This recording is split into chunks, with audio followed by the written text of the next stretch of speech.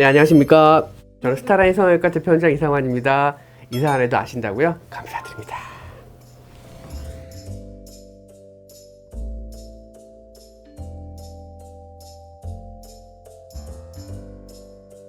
사실은 불리하다고 생각을 해요. 레이저 리프팅을 많이 받으신 분들, 이를테면 슈땡땡이나 울땡땡 그런 초음파 레이저라든가 고주파 레이저들, 이런 수많은 레이저들을 받은 분들을 보게 되면 처음에 사진을 찍어서 수술하기 전에 모습을 봤을 때는 이분 처진 게 많이 없네? 역시 관리의 힘이다 라는 생각을 많이 하게 되는데, 수술적으로 열고 들어갔을 때 흔히 얘기하는 피부와 지방, 그리고 스마스층, 그리고 그 안쪽 전체적인 부분들이 다 약간 타이트하게 다 납작하게 붙어 있어요. 여유 공간 없을 정도로. 그리고 스마스층도 많이 좀 얇아져 있고 흉터화되어 있다라는 느낌이 강한데, 일단 수술적으로도 힘들어요. 예쁘게 다 띄워줘야 되고, 그리고 나서 스마스층을 당기게 되는데 이 스마스층의 탄력도가 많이 떨어져 있는 편이에요. 따라서 레이저를 하게 되면 레이저 자체가 열을 주는 거니까 늘어져 있던 부분들이 열을 받으면서 쪼그라들면서 이제 흉터가 되겠죠. 그만큼 조직이 치밀해지는 걸 수도 있고요. 그렇게 되면 이제 쪼그라져서 전체적으로 봤을 때는 효과를 나타내는 건데, 수술적으로 들어갔을 때 봤을 때는 걔네들이 굉장히 단단해져 있고 탄성도가 좀 떨어져 있는 느낌이에요. 그래서 당겼을 때도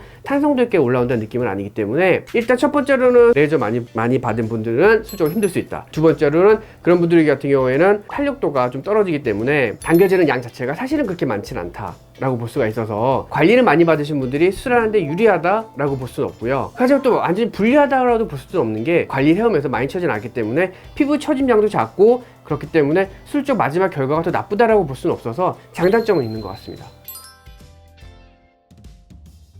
네, 있죠. 피부가 건조하신 분들은 아무래도 수술 후에도 피부가 별로 좋지는 않아요. 그래서 수술 이후에도 계속해서 피부에 대한 관리와 보습이 굉장히 필요하다고 보고요. 피부가 잘 늘어나신 분 같은 경우에도 충분히 당겨놔도 피부가 다시 좀 잘 늘어나는 경향이 있어요. 결국 피부가 가지고 있는 이 탄성도가 수술에 굉장히 큰 영향을 미친다고 볼 수가 있기 때문에, 모든 조건들이 가장 합당했을 때 가장 좋은 결과가 나오지만, 그렇다고 해서 이 정도의 차이가 막 극심할 정도로, 그런 정도는 아니고요. 약간씩의 차이인 거지 큰 차이는 아니기 때문에 너무 상심하지 않으셔도 됩니다.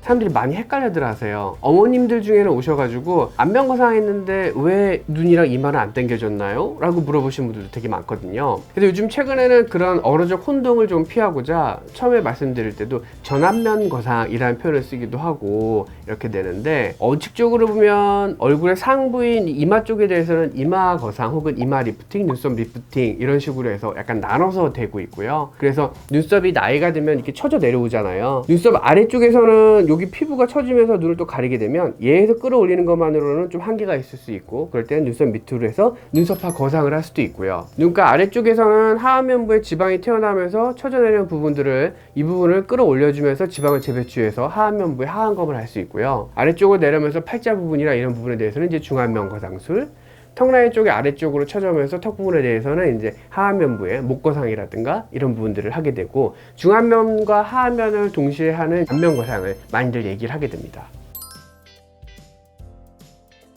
전체적으로 뭔가 처져 있다면 말 그대로 영어의 의미인 리프팅, 끌어올린다는 말의 의미 자체가 효과를 발휘하게 되는 거고요. 아까 말씀하셨던 뱃살 같은 경우도 나이가 들면서 살이 찌게 되고, 그렇게 되면서 피부가 늘어나게 되고, 젊었을 때는 다이어트를 해서 뱃살이 빠졌을 때 피부가 다시 탄력도를 가지고 있기 때문에 쪼그라들면서 피부에 면적이 늘어나지 않아서 처지지 않게 되지만, 극심한 다이어트나 피부에 탄력도를 이겨낼 정도로 빠른 속도로 안쪽에 살이 빠지게 되면 뱃살에 피부가 많이 처진 분들을 보게 돼요. 그런 분들 같은 경우는 이제 하복부 성형 리프팅을 하게 되는데요. 따라서 우리 몸의 어떤 부분이든지 리프팅은 사실상 다 가능하고 다 고려의 대상이 될 수 있다라고 볼 수가 있습니다.